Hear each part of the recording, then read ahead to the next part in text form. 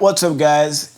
It's your boy Malcolm Eugene, and I just got back from the gym trying to get swole like Future Trunks. Damn, boy, he's sick! But let's talk about some swole resolutions. And by swole, I mean 8K.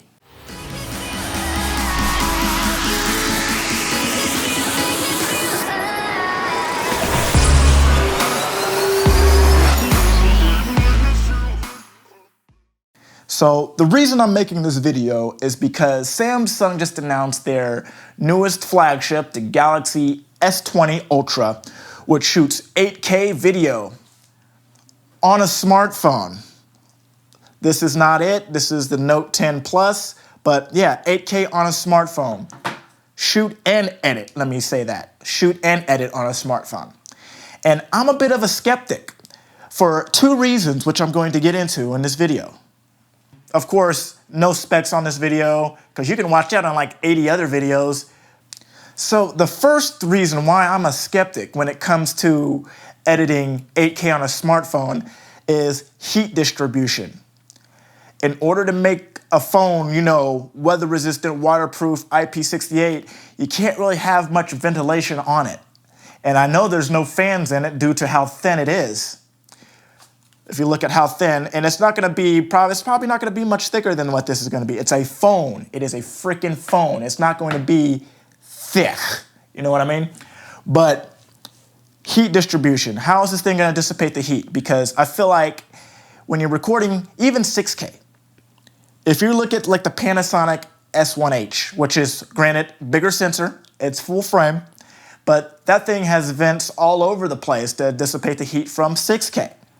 So 8K on a sensor size that's 1/1.33, which is only slightly smaller than what the Cool Cam offers in a thicker form factor. This has vents on it. Just turned it on, and hopefully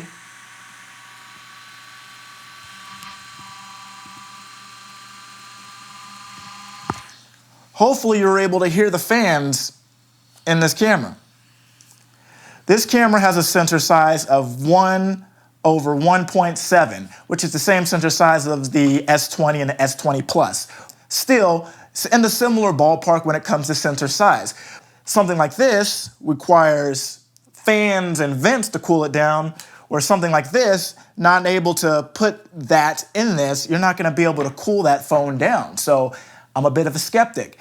How compressed is this footage going to be? Is image quality really going to be there? So let's get into the next reason why I'm a skeptic.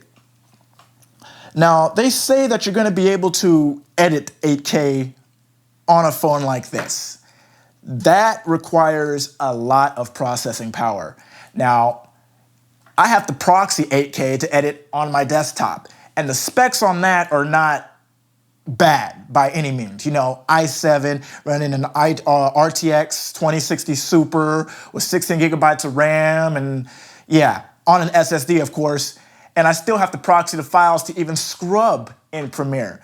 But they say that you're going to be able to edit super smooth on a smartphone that's going to be pretty much on fire in your hands after recording 8K video. Yeah, I'm going to have to call bullshit on that. But what do you guys think? Please comment below. I may have my facts wrong. I tried to make sure to fact check all this stuff, but it just comes down to practicality and, just things like that.